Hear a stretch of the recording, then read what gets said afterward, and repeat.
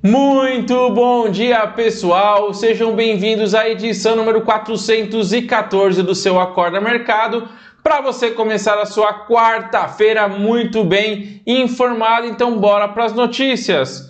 Ontem, o Ibovespa recuou 1,51%, fechando aos 77.871 pontos. O giro financeiro foi de 22,7 bilhões de reais. Aqui no gráfico de um ano, o Ibovespa ele perde para o índice de dividendos, que é esse índice aqui em vermelho, essa linha em vermelho, e a linha laranja é do Small Cap. Então o Small Cap está sofrendo mais nessa crise, normal, né? São empresas mais arriscadas que têm um risco-retorno maior. No momento de risco, ela tende a sofrer mais.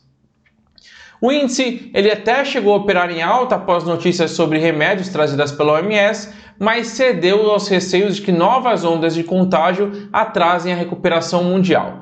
O sobe e desce do mercado continua ligado às expectativas em relação à pandemia de Covid-19, por consequência, à velocidade da retomada do crescimento econômico mundial. Voltou também a assombrar investidores a sensação de que vai demorar mais do que se acreditava para a atividade econômica mundial ser retomada.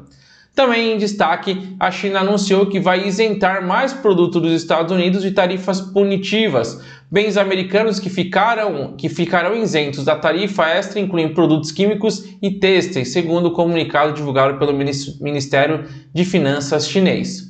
No Brasil, o aumento na tensão política em meio a relatos de que o vídeo entregue pelo governo ao STF, Supremo Tribunal Federal, confirmaria a versão do ex-ministro da Justiça, Sérgio Moro, de que o presidente Bolsonaro teria interferido na Polícia Federal para tentar paralisar investigações contra seus filhos, acabou pesando também para a Bolsa.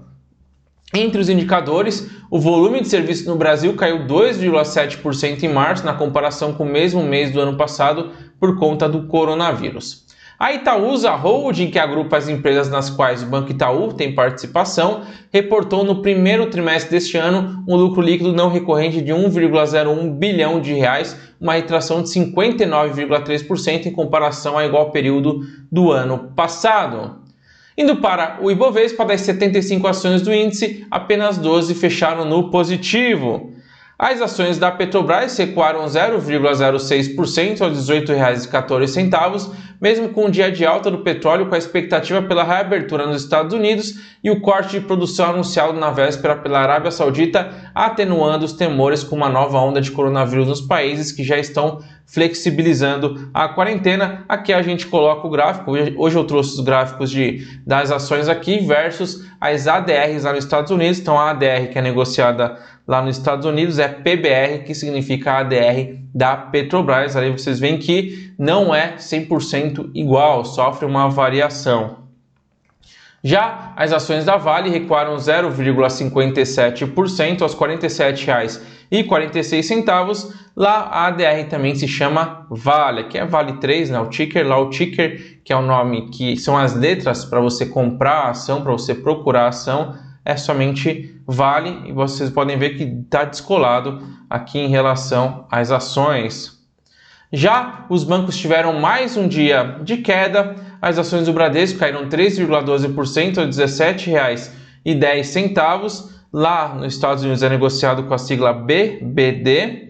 As ações do Itaú recuaram 3,44% aos R$ 21,61. Lá é negociado como ITUB. O Santander recuou 5,18% a R$ 23,24. É negociado com o ticker SAM, que é o mesmo ticker utilizado até na Espanha, ali onde está a matriz do Santander. Já o Banco do Brasil recuou 3,52% aos R$ 26,31. A sigla é BDORY, BDORY, que é a ADR do Banco do Brasil, também ali um descolamento natural.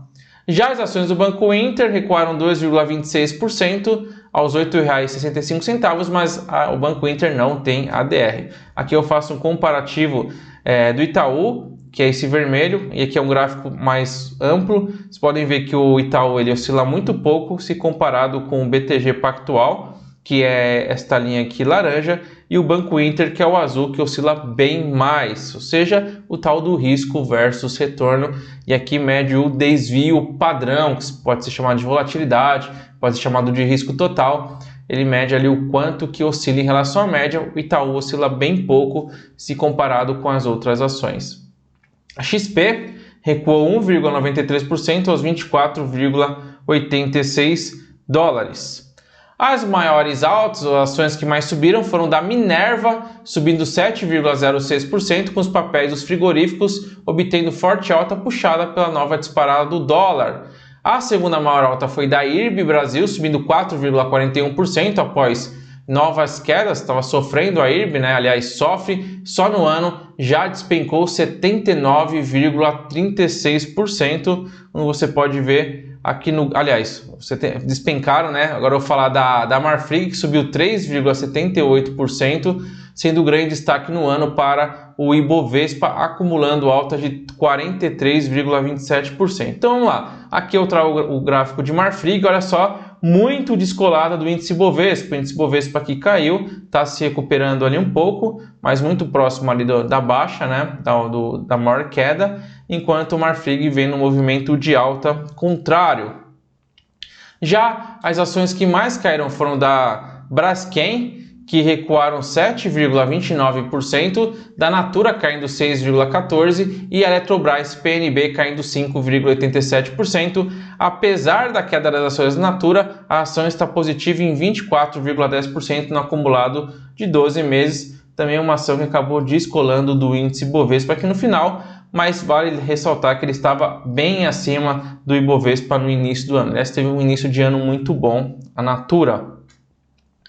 Agora, na B3, a maior alta foram das ações da Gradiente, disparando 37,73%, e a maior queda foi da Time for Fun, caindo 12,6%, aliás, caindo 11,34%, já que aqui seria um fundo imobiliário, né?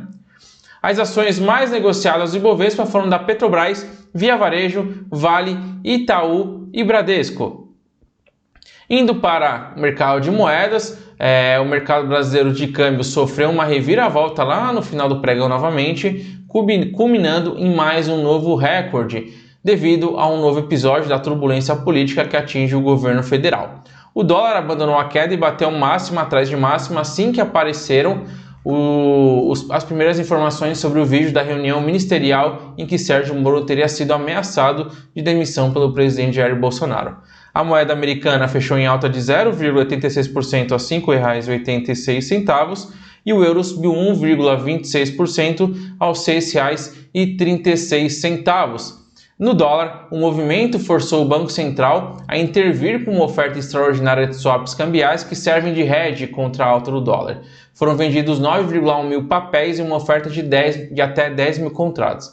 Ainda assim, o real teve o segundo pior desempenho da sessão, atrás apenas do peso mexicano, e isso que eu trouxe neste gráfico aqui de um ano. Podem ver, o dólar versus real é o que mais dispara, então o dólar se valoriza mais frente ao real do que o peso mexicano, que é o gráfico laranja, e mais que o peso chileno, que está conseguindo segurar bem ali o peso chileno, todos em relação ao dólar. Então o Brasil vem sofrendo mais do que os outros países, muito por conta da questão fiscal e questão política que tem por aqui. Os juros futuros fecharam uma alta expressiva após terem disparado durante a tarde, diante de preocupações sobre o conteúdo do tal vídeo da reunião ministerial. O DI de janeiro de 2021 subiu de 2,47% para 2,59%, já o DI de janeiro de 2025 subiu de 6,46% para 6,80%. O spread entre as taxas futuras de 1 e de 5 anos atingiu o maior nível desde 24 de março e voltou a superar a barreira dos 4 pontos, quer dizer que os títulos mais longos têm aberto cada vez mais em relação aos títulos mais curtos. Indo para o Tesouro Direto, o Tesouro IPCA mais 2026 se manteve em IPCA mais 3,46% e em 23 de março deste ano a taxa estava em IPCA mais 4,55%. Já o Tesouro Pré-fixado LTN em 2023 subiu de 4,49% para 4,76%. Em 12 de março, esta taxa estava em 7,25%, ou seja, um mês atrás, praticamente. Bastante relevante essa queda dessa taxa da LTN. Na agenda teremos os dados de vendas no varejo em março às 9 horas, que deve trazer uma queda histórica. E no calendário de balanço teremos GPA, Grupo Pão de Açúcar, Sul América e Via Varejo, todos após o fechamento. Os índices de Nova York fecharam em queda, se firmando em terreno negativo com receios em torno da reabertura econômica dos Estados Unidos em meio a números preocupantes de contaminações de Covid-19 no país. Dow Jones recuou 1,89, S&P 500 caiu 2,05 e Nasdaq, que estava indo melhor, caindo 2,06%, mas a Nasdaq ainda bem acima do Dow Jones e do S&P 500. Todos os 11 índices setoriais do S&P 500 fecharam em terreno negativo, com destaque para as perdas de 2,84% do setor industrial e 2,67% do financeiro. Além da crise sanitária, outra preocupação antiga dos investidores tem voltado ao radar. Segundo a Bloomberg, o Senado americano planeja adotar uma legislação que imporia sanções a autoridades chinesas por violações de direitos humanos contra minorias muçulmanas, em uma ação que certamente irritará a China e que sinaliza o crescente sentimento anti-China no Congresso. Pesada essa briga.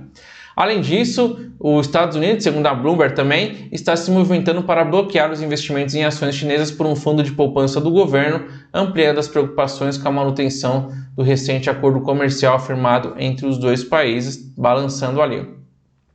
As ações das FANGs, Facebook, Amazon, Apple, Netflix e Google recuaram após altas consecutivas. Ações da Google recuaram 2,02%, aliás, o controlador é Alphabet. Netflix recuaram 1,97%. Amazon recuou 2,16%. Facebook 1,44% e Apple 1,14%.